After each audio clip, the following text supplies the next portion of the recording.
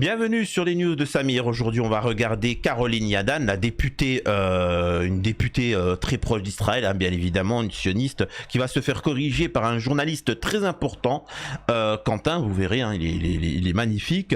La Russie met en garde l'Amérique, les États-Unis, sur une intervention directe contre l'Iran. Et nous avons, bien sûr, on commente l'actualité actuelle. L'actualité actuelle, bon, voilà, c'est quoi.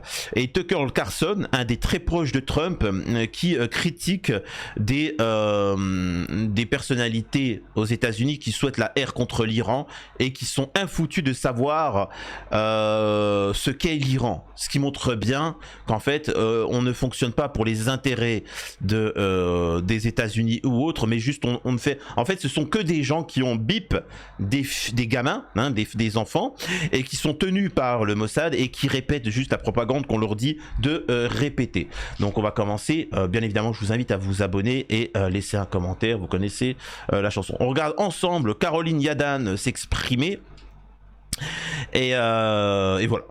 Je vois, ce sont déjà des tirs ciblés, des tirs précis. Je pense qu'Israël est dans une opération extrêmement minutieuse. C'est une leçon de courage pour les démocraties, c'est une leçon de lucidité, et Caroline je pense Yadan, que le monde libre a largement, devrait largement se tenir autour d'Israël. Et Israël déplace des populations à Gaza, ce qui est un crime de guerre, hein, déplacer des populations de force. Est-ce que là aussi, vous espérez que les Américains puissent imposer leurs lois à tous, aussi bien à Israël qu'à l'Iran? Non, mais moi j'aimerais. En tant que député, tant que député, vous demandez. Non, mais juste répondez à la question comme ça. Donc là, le journaliste, le présentateur, il lui dit d'accord. On va faire appliquer la loi, tout ce que tu veux. Est-ce que les Israël, et moi c'est ce que je demande depuis un moment, je suis pour la fin du régime des rabbins.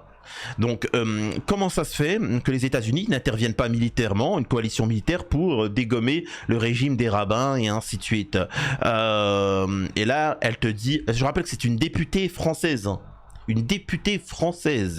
donc il y a des questions à se poser. En avançant. Très bien. Moi, je voudrais, juste par rapport à Gaza, qu'on vienne nous rappeler que le Hamas refuse de protéger sa population civile dans ses tunnels. Je souhaiterais qu'on rappelle que la libération des otages n'est toujours pas arrivée et que il y a 60 000 morts dans la bande de Gaza tués par Israël. Alors, pardon, mais alors. En tant que député, moi, je suis choqué que vous teniez ces propos-là. Soyez combien de terroristes aujourd'hui? Vous prenez les chiffres du Hamas. Je travaille en collaboration avec un journaliste sur place et qui est loin d'être un pro-régime puisque lui-même est un opposant du régime. Et donc lui m'a dit que pour avoir donc parlé avec énormément d'Iraniens qui fuyaient Téhéran, tous en veulent vraiment à ce qui se passe aujourd'hui aux frappes israéliennes qui en fait terrorisent tout le monde et détruisent tout. En fait, c'est pas seulement détruire des endroits stratégiques, c'est détruire des bâtiments entiers. Quand il y a un scientifique qui habite là, c'est tout un étage qui est détruit, c'est le bâtiment où les gens ne peuvent plus vivre, c'est des traumatismes liés à des bombardements, c'est le fait de voir toute sa famille quitter ses terres, ses biens et puis fuir dans le nord du pays. C'est tout ça en fait, c'est une symbolique énorme et les gens en souffrent et les gens sont contre ces bombardements. En fait, c'est en totale contradiction avec moi les informations. Mais vous êtes député, je suis journaliste, donc voilà, je pense que les deux. Excusez-moi, ça m'a fait rire. Parce qu'elle te dit, moi, alors quand même, c'est les journalistes qui ont les informations et qui font le travail. Surtout que ce Quentin, c'est quand même un journaliste qui a un certain niveau et qui s'intéresse vraiment à ce domaine-là. Et vraiment, il est très pertinent et il subit quand même.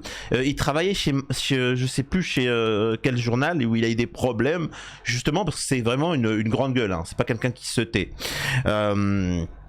Et donc, reste à ta place. Hein. Je sais que tu reçois tes informations du Mossad, de l'ambassade israélienne, mais quand même, tu vois. Les gens en souffrent et les gens sont contre ces bombardements. En fait, c'est en totale contradiction avec moi les informations. Mais vous êtes député, je suis journaliste. Donc, je pense écoutons les deux. Écoutons les deux. Quentin Muller, écoutons les deux. Non, mais je suis journaliste. Laissez-moi faire mon métier.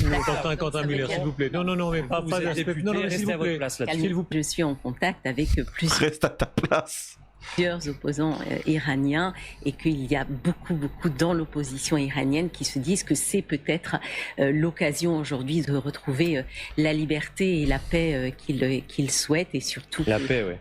La paix, hein. La même paix que les Gazaouis ont, hein. Quand tu les écoutes, ils apportent toujours la paix, la démocratie, ainsi de suite. D'ailleurs, ils ont précisé qu'ils allaient apporter la paix et la démocratie. Après, moi j'aimerais aussi tenir ce propos-là. C'est de la faute de l'Iran aussi, hein. L'Iran a une responsabilité, hein. Comprenez-le bien, l'Iran a une responsabilité. Il ne s'agit pas de dire tout blanc, tout noir. Quand je dis tout blanc, tout noir, je dis pas qu'ils sont responsables. Ils ont lâché Assad, hein. Il faut savoir que la Syrie, la Russie et l'Iran ont lâché la Syrie. Hein. Ça a profité à Israël et ses agents pour déstabiliser cette nation et mettre un cavalier d'Allah. Hein. Donc ils ont mis un des cavaliers d'Allah qui d'ailleurs autorise Israël à utiliser le territoire des cavaliers d'Allah pour venir bombarder l'Iran et mieux massacrer les Palestiniens. Hein, je rappelle, sacré cavalier d'Allah.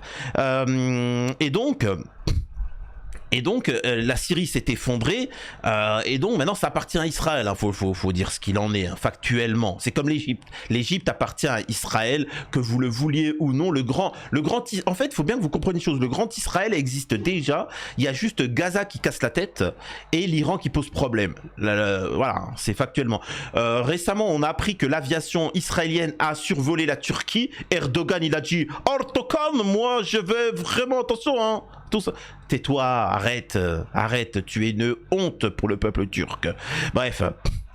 Et donc maintenant, ça a permis à l'armée israélienne de toucher Téhéran. Maintenant, une fois que l'Iran, attention, hein, ça rigole pas, hein, ils le feront pas tomber Téhéran comme ça, hein, comprenez-le bien. Là, ils visent. C'est comme si demain il y avait la R contre l'Algérie. C'est comme si demain il y avait la R contre l'Algérie et non, contre la France. On va prendre contre la France et que l'armée en face, elle bombardait quoi, Paris? Les gars, Paris, ça, il y a rien, il y a aucune défense sur Paris. Hein.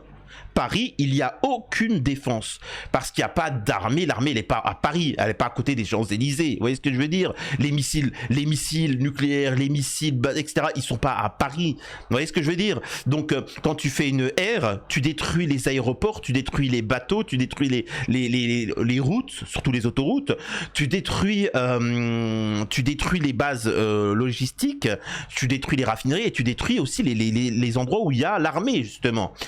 Tu n'attaques pas la ville, ça n'a aucun sens. Mis à part être un délinquant, enfin ça n'a pas de sens. Vous voyez ce que je veux dire? Les Allemands, ils ont pas fait ça. Les Allemands, quand ils sont arrivés en France, ils ont pas fait ça. C'est un truc de fou. Donc l'Iran en subit les conséquences. Mais une fois que l'Iran, si elle devait tomber, ça sera le Pakistan. C'est pour ça que le Pakistan a tenu ces propos-là. Et ensuite, ça sera aussi la Russie et ainsi de suite. Donc en fait, les gars, c'est assez problématique. On écoute la suite. Que ce régime des mollahs puisse enfin faire partie du passé. À l'heure où nous... Moi, j'attends vraiment, et je pense que l'humanité entière, la fin du régime des rabbins. Vraiment. Parlons, je rappelle, il y a ces alertes à Tel Aviv. Vous êtes avec nous en direct, Olivier Rapovitz. On va vous entendre sur les deux sujets, c'est-à-dire effectivement ce qui s'est... Donc voilà pour ces propos-là. Et maintenant, moi, ce qui m'intéresse, c'est de regarder vite fait Tucker Carlson. Tucker Carlson s'exprime avec alors c'est quoi, Ted Cruz. Hein, qui est un des membres qui appelle à la R contre l'Iran. Donc on va regarder ça ensemble. Écoutons ça. Combien de personnes vivent en Iran, hein? Combien de personnes vivent en Iran? Je connais pas la population. Je rappelle que là, c'est des Trumpistes. C'est des Trumpistes, et donc, sauf qu'à droite, les Tucker Carlson, les personnalités qui sont vraiment puissantes, hein, comprenez que c'est quelque chose de très important. Si Trump a été élu, c'est parce qu'il a eu le soutien d'Elon Musk, de Tucker Carlson, de la communauté noire d'un certain niveau avec Candace Owen, etc. C'est grâce à ça. Et ces gens-là se disent quoi? En fait, Trump, c'est une chouin. Donc voilà, bref. Donc là il lui dit quoi, tu sais pas? Non, je connais pas la population. Vous connaissez pas la population du pays que vous cherchez à renverser? How many people living around? Tu sais, j'aime bien parce que t'as toujours un abruti et après, il veut faire l'inter... Et toi, tu sais, toi? Ouais, je sais, 92 millions. 22 million. Okay. Ok. Yeah, How could you Ouais, not mais know that? comment tu peux pas le savoir? Je comprends pas, moi. I don't sit around Ouais, memorizing moi, je mémorise pas tous les tableaux des populations, quoi. population tables. Well, it's kind of relevant Bah, c'est plutôt pertinent, enfin, c'est plutôt important à l'heure actuelle. because you're calling for the Parce que overthrow vous of the appelez au renversement du gouvernement, quoi, quand même. Si tu déclares la guerre à un pays, c'est important de savoir s'ils sont 1 million ou s'ils sont 80 millions, les mecs. Hein. government. Why is it relevant? Pourquoi est-ce important que ça Well, soit because 90 millions, 80 millions, 100 millions? Well, Why is because that if you don't relevant? know anything about the country, Parce que si vous ne savez rien sur le You pays didn't en say I don't question, know anything about j'ai pas dit que je connaissais rien. okay, what's the ethnic mix of Alors, quel est le mélange ethnique de cette population? Allez, il y a quoi de la population là-bas? They are Persians and Ils sont perses, predominantly Shia. Yeah. Okay. majoritairement No, chiites. no, it's not Okay. even. You Non, don't c'est know pas vrai, anything tu ne about sais Iran. rien de l'Iran. So, Okay, actually, I the am country- not the Tucker Carlson, Je ne suis pas l'expert Tucker Carlson sur l'Iran. an No, but expert on Iran. You're a who senator says- dit- who's calling Okay, for the you're the- Vous êtes, mais oui, mais attendez, mec, t'es un sénateur qui appelle au renversement du gouvernement. Et vous ne savez rien? country. No, you don't know anything about the country. You're the Toi, tu connais rien, c'est toi qui connais rien. one who claims they're not trying to murder Donald Trump. No, You're the I'm one not saying that. who can't figure out I'm if it was saying a you good don't idea to kill believe- General Soleimani, and you said don't it was bad. believe they're trying to murder Trump. Yes, I do. Because you're not calling for military strikes against them in retaliation. And if Okay, you really we are believe that, carrying out military strikes today. you said Israel was. Right, with our help. I said we. Israel is leading them, but we're supporting them. Well, you're breaking news here because the U.S. government last night denied, the National Security Council spokesman Alex Pfeiffer denied, on behalf of Trump, that we were acting on Israel. Donc là, il lui reproche le fait que on agit quoi, on agit contre l'Iran ouvertement. Lui, il dit non, juste on soutient Israël. Donc en fait, ils sont partagés avec le fait de soit vous suivez Israël et donc vous êtes soumis à Israël, ou soit vous agissez de vous-même, vous êtes indépendant d'Israël et vous attaquez l'Iran. Ce qui signifie que, en soi, vous êtes attaquant, vous êtes problématique pour la stabilité du monde et vous ne respectez pas ce que, pourquoi on a voté pour vous. Donc dans les deux cas, ils sont baisés. Tu vois. Behalf in any offensive No, capacity. we're not at all. bombing them. Israel's On les bombing them. bombarde pas, Israël les bombarde. You just said we were. Tu viens de le dire là, mec. We are Nous supporting soutenons Israel. Israël. You're a senator. If Mais you're saying vous that- êtes sénateur et là il nous regarde là, tu vois, il nous regarde en se disant c'est une dinguerie. Oh le régime des rabbins c'est une dinguerie. Le mec c'est un sénateur, il sait pas ce qu'il est en train de faire là. Il déclare, il est en train de dire qu'il va ruiner les États-Unis pour les 100 prochaines années. Tout ça pour l'intérêt d'Israël. Et voilà, regardez, assistez les mecs. Voilà, j'en ai piégé un devant vous. Voilà, ça dit ça ce regard. The United States government is No, at war we're- with Iran right now. People are listening. Okay. Oh mec, les gens écoutent, hein, ils sont pas débiles, hein, peut-être, ils sont pas débilos. Incroyable. Merci à Tucker Carlson. Et encore une fois, vous pouvez critiquer les Trumpistes, mais voilà les gens que j'ai soutenus, des gens comme Tucker Carlson, qui appellent à la paix dans le monde. Et pour finir, nous avons la Russie qui s'est exprimée sur le sujet. Je le répète, hein, c'est pas par charité chrétienne, parce que c'est étape par étape. Hein, c'est comme ça, tu vois. Ils savent très bien qu'une fois que la Syrie va tomber, l'Iran va tomber, Pakistan va tomber, machin, tout ça, et ils seront les derniers à tomber. Hein, donc voilà. Alors oui, hein, c'est même le vice-ministre des Affaires étrangères, Sergei Ryabkov, qui a mis en garde Washington contre toute assistance militaire directe à Israël. Il n'a pas précisé quelles mesures pourrait prendre Moscou si Washington devait venir à l'aide militairement de son allié israélien. Mais il justifie son point de vue par le fait qu'une telle haine, hein, qu'elle soit spéculative ou théorique, comme il le dit, déstabiliserait gravement la situation dans son ensemble. On sait que Moscou et Téhéran sont unis par un partenariat stratégique global qui exclut toutefois une assistance mutuelle directe dans le cas où l'une ou l'autre des parties serait attaquée militairement. Et puis on peut dire que peut-être que cette réaction assez virulente de Moscou intervient en raison du refus de la proposition de médiation qu'avait suggéré Vladimir Poutine au début du conflit.